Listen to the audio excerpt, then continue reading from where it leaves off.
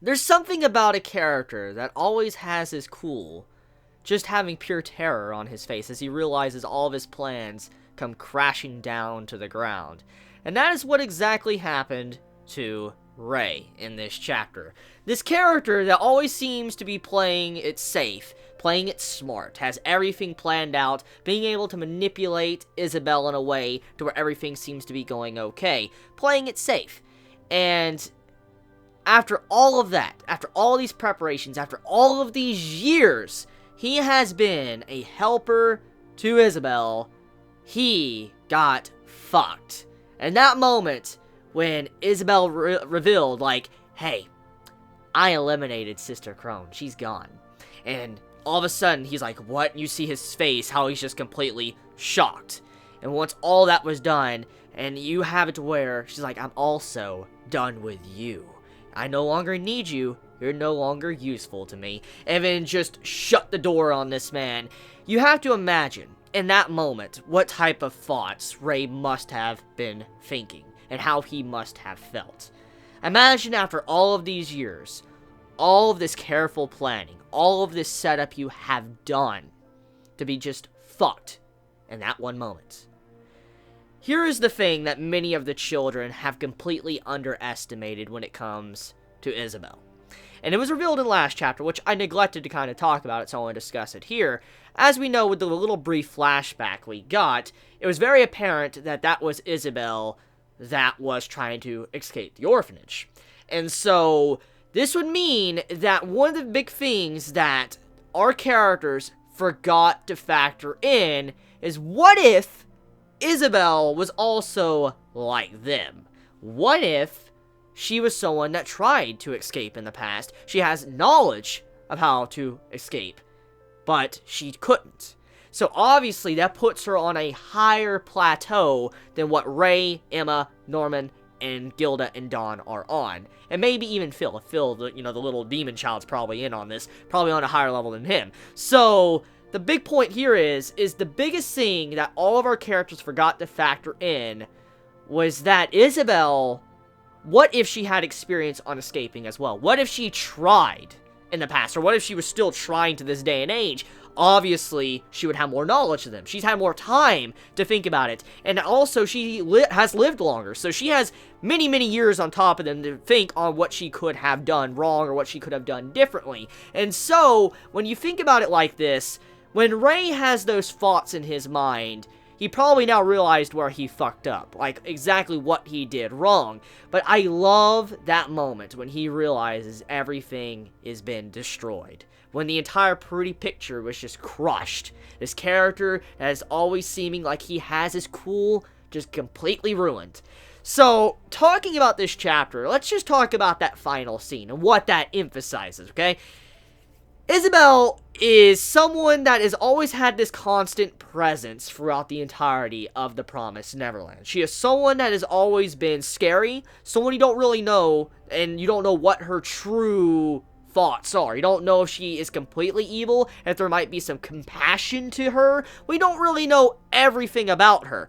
However, there is one thing we can say, is usually when she is in a chapter, she has that dominance when it comes to her presence in the room. Usually, when she is there, you know she is there. She keeps everyone in line. And the big thing about this is that someone that already has had that presence throughout the entirety of The Promised Neverland to finally make their move and actually go out of their way to initiate plans and control the children by force, this is when someone that's already scary as it is becomes even more than what she was. Hella scary. And that is what we have in this chapter. Just picture this for a second.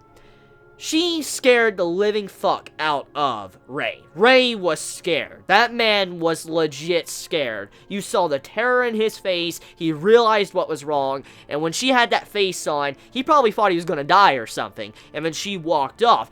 And let's also realize that, Emma and Norman, they have a huge head start. They had a big head start compared to Isabelle. But she managed to catch up to them like that. Even though they had probably had maybe 2 to 3 minutes, 5 minutes, okay? Just do an even number. Let's just say they had 5 minutes. That is ridiculous to get there that quickly, catch up to them. Before they even got to the wall, she was able to catch up to them. And then now initiate whatever she's about to do. So let's throw in what could possibly happen here. Number 1. Isabel believes that she will not be killed by the children. That was something that was point blank stated in this chapter. Now, we don't know if she was playing Ray or not. We have no idea. However, the way she said she wasn't really worried about the poison or anything like that because of how Ray is and how Ray would stop everyone else from trying to kill her, then she's not really concerned or worried at all. So, what this means is that Isabel currently doesn't feel like she is any mortal danger. She doesn't feel like she'll probably be killed. And I feel like this is going to be her big downfall, but also the downfall to all of the children as well. As we know, if Isabel gets killed, notifications are going to be ringing. The demons are going to know about it. They're going to be rushing the fuck over there like, chop chop. They're going to be going quickly. So, that's not good if she does get killed. Automatically, it's a bad idea to kill her. However, with Isabel already having such a dominant presence and being able to control the children like she does without even really laying a hand on any of them or manipulating them in a way to where she's directly doing it, but indirectly, that's scary. But now when she's directly doing it, she's going to be someone you can't really deal with. So the only way, honestly, probably to get out of this is by restraining her or killing her. And I feel like this is going to fall upon either Emma, Norman, or Ray to do this. Now, I personally want to say the logical thing would be Norman to do it, because we already know Norman has a very darker side to him, the way he wants to protect Emma. We know he's probably willing to throw everything out the window just to protect her, and probably Ray can, the exact same thing can be said for him too. So when you factor all of this in, it seems logical to either be Norman or Ray that would probably kill her, or restrain her in some way. However, we're forgetting about one thing, the wild card. Now, I'm not talking about Phil. That little fucker is already a huge wild card. But I'm talking about our pro tag. I'm talking about Emma. Emma is a character that has shown a darker side. Something that was completely different from what we have seen from her thus far. And one of those little details we saw about her character was how she looked at Ray.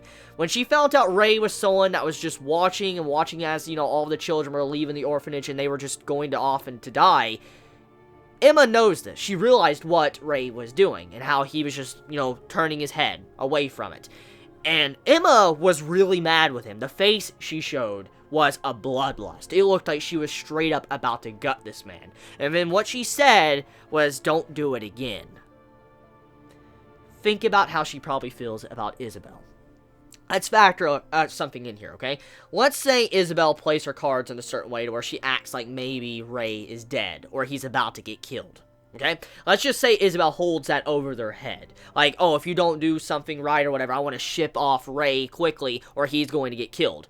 If she says something like that to Emma, I feel like Emma is one of those type of characters that could completely just snap and probably kill someone. I don't think that will, but there is a possibility.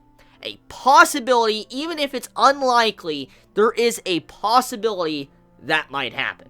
So, we'll see.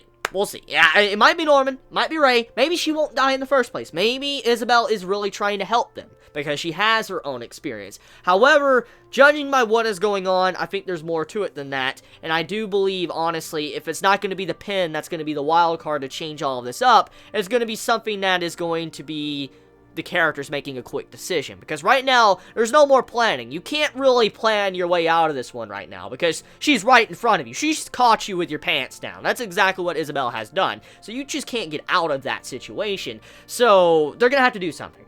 And I feel like if something is said that disturbs Emma, or something is pushed too far, I feel like maybe Isabel is going to die. She's going to get killed or hurt in some way. So we'll see where it goes, but let me know your honest thoughts in the comments below, and I love you all so much. You have a wonderful day or night wherever you live. Please be safe. Chibi out.